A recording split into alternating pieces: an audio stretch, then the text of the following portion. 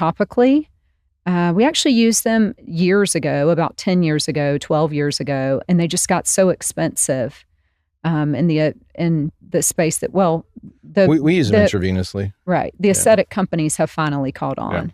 So, they're just unbelievable regenerative properties for wound healing, accelerating results, etc. So I have a Korean facialist in Austin that I go to, and she has been doing exosome treatments on me twice with salmon semen. Okay. Do you like the salmon semen? I'm not as familiar with that. There's various types of exosomes, obviously. Okay. Next time you come here, we should go to her together and get salmon semen on our face. I've heard you talk about it so much. I really like it. I can't believe. Is it actual salmon semen, or is she just like saying, because I never know. I think it is. Sometimes she says. Do you think I just like lie about getting salmon semen? Hey, I got salmon semen. I don't think you lie. I've known you for a long time, and I think sometimes it's real. When you say exosomes, like, oh, maybe like is when the person's doing it, they can like, hey, you want some salmon semen? Salmon or is was ejaculated and it goes on my face. No, there's no way. That's not how this happens. That's not how it happens. And they use it a lot in vaginal rejuvenation now. It wasn't Did you hear that? They use it in vaginal rejuvenation. I could get pregnant by a salmon. Exactly. What do they roll the vagina with the microneedler? I'm not as familiar. I don't know what. Okay. No. They would inject it typically. They inject. You remember like the old P shots, the O shots? I can't believe I'm Why does it saying have that to name. be salmon? Like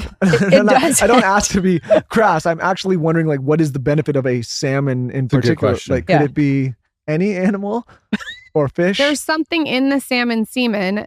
Carson, can you Google it?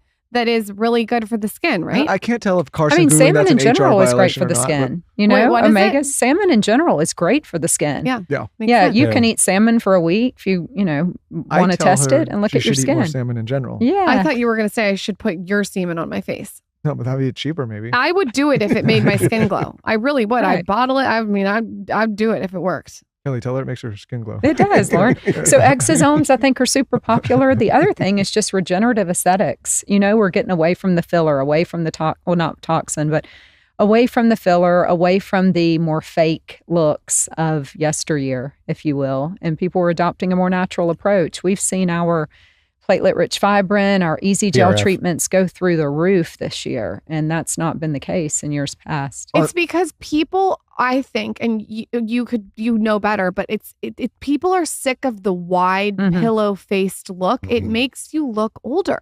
And the same. Everyone looks the same. Right.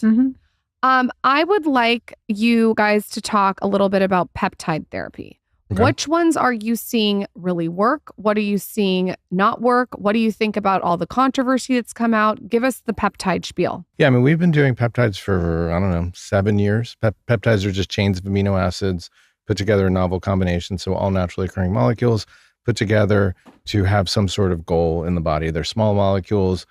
Historically, they're injected subcutaneously, but you could use them topically, orally, different vehicles for it. There's a whole host of peptides that are in existence.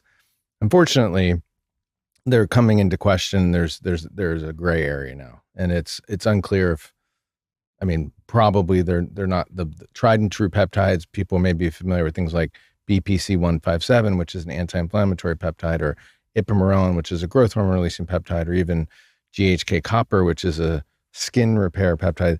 It looks like they're all going to be taken away. Why do you think that is?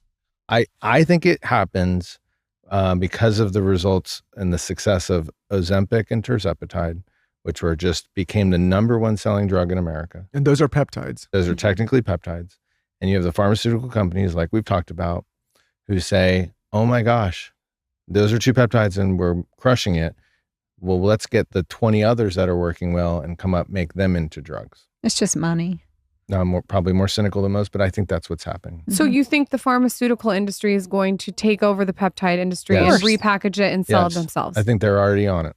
So it's like they saw something working and they're like, anything. The technology, I don't know if you call it technology, like it's clearly not going to go away and disappear. So the question is, what's it going to be repackaged as?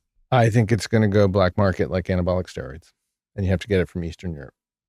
Oh, great.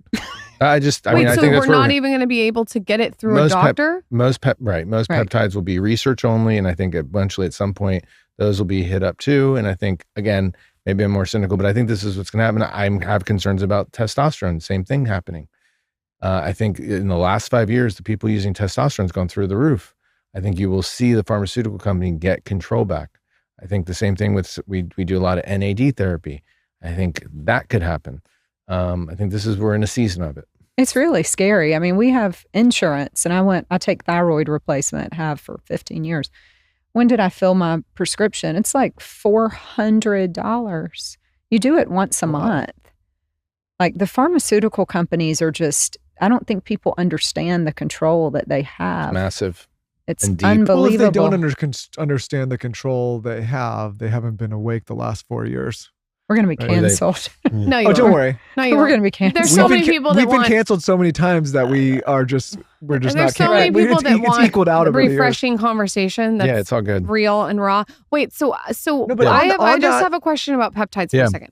When you say the pharmaceutical industry is going to take them over because of money, why wouldn't they then repackage them and sell them to the public? You're saying you're only going to be able to get them in Eastern Europe. What do you mean? Well, no, I mean, so they'll become drugs because they're not drugs currently. There's been a gray area. They'll be turned into drugs. They'll be turned into drugs that require a doctor to prescribe in a certain way that will be run and owned by the pharmaceutical company, so that it goes through pharmacies, so they make so much money.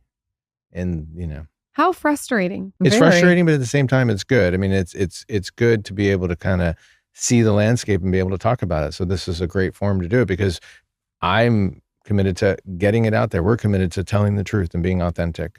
I couldn't imagine going to medical school today, knowing what's happening in the world and looking ahead. I mean, you would have to be just, I don't know. I can't imagine. You know what's scary about that though, is I think, I imagine most people, like, yes, people want to make a living, but I imagine most medical practitioners like yourself, they go into it ultimately to help people. Agreed. And when I hear things like that, it's discouraging, because I hope it doesn't deter people that have, a mission-driven mind to go help people out of that, profession, because now they're maybe feeling like, I gotta, operate a certain kind of way or toe a certain line or not say certain things like that. I think that's the scariest thing that comes through this. It's the same thing. And like, this is going to be very controversial, where you start to, I won't go into law enforcement, but like so many of those law enforcement individuals have been beaten up so bad by the public and the narrative around them, that like, now imagine the type of candidates you're going to get. Topically, we actually used them years ago, about 10 years ago, 12 years ago, and they just got so expensive.